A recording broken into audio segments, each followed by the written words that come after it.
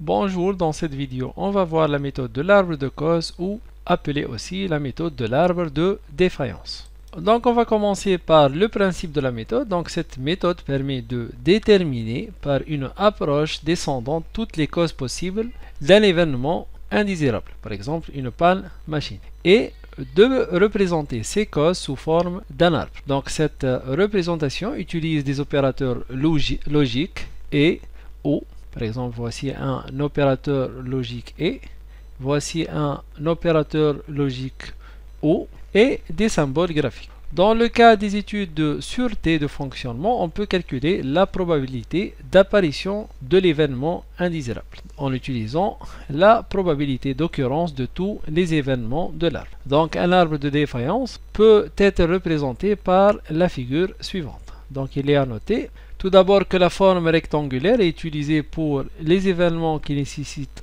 encore de développement. Donc par contre, les formes circulaires, il est utilisé pour les événements qui ne nécessitent plus de développement futur. Donc voici la première forme rectangulaire, c'est l'événement indésirable. On va représenter les causes possibles de cet événement-là. Donc ici on a utilisé un port logique et ici on a des événements intermédiaires sous forme d'un rectangle, donc on doit les développer. Voici des ports logiques ou, voilà un opérateur et ici on a les événements élémentaires sous forme d'ellipses ou de cercles. Ces événements, ils ne nécessitent plus d'être développés. Donc voici les causes élémentaires de l'événement indésirable principal ici. Pour construire l'arbre de défaillance ou l'arbre de cause, on va commencer tout d'abord par chercher les causes immédiates de l'événement indésirable, c'est-à-dire les événements intermédiaires. Donc ici, on a par exemple l'événement indésirable CF. On va chercher les causes immédiates de cet événement-là, c'est-à-dire E1 et E2. Bon, on va par la suite représenter cette partie-là et on va analyser et classer les événements intermédiaires E1 et E2 et dans la troisième étape, rechercher les causes immédiates de ces événements intermédiaires, c'est-à-dire ici les causes C, D et C et E. On va par la suite analyser et classer les événements obtenus et on va répéter ces étapes-là jusqu'à obtenir les événements élémentaires ou les événements de base. Les événements de base, par exemple, dans cet exemple-là, sont C, D, C, E. Ces événements ne nécessitent plus de développement. Enfin, on va tracer l'arbre de défaillance. Donc, on a l'événement indésirable F, les événements intermédiaires E1 et E2, et on a les événements élémentaires ou les événements de base C, D, C et E. Bien sûr, en utilisant des ports logiques, par exemple et des ports logiques O. On rappelle les ports logiques O. Donc, voici la représentation américaine des ports logiques O ou la représentation française. Donc, si on a un événement S, les causes de ce phénomène-là, E1 et ou E2, donc S est réalisé, si E1 est réalisé, ou si E2 est réalisé, ou si E1 et E2, tous les deux, ils sont réalisés. Donc on a trois cas pour que S soit réalisé. Soit E1 tout seul, soit E2 tout seul, soit E1 et E2 sont réalisés en même temps. Passons maintenant au port E. Donc voici la représentation américaine. Et voilà la représentation française.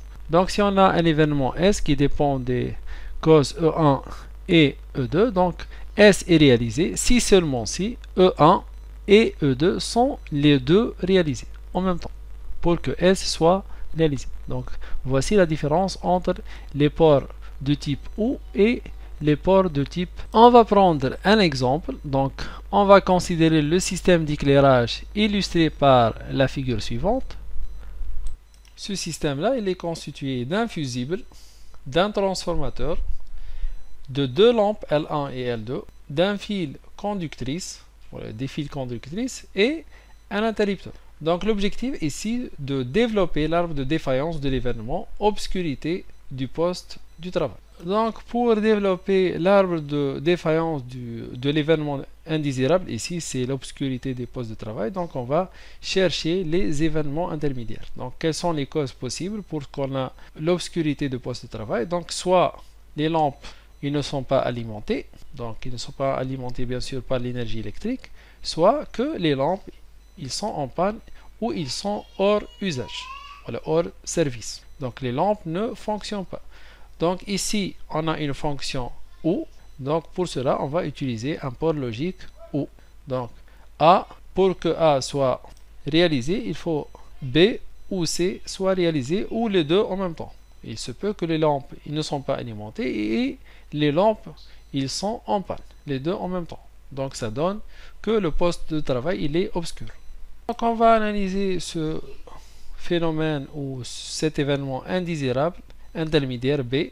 Pourquoi les lampes ils ne sont pas alimentées? Il peut être que le transformateur est hors service, ne fonctionne plus.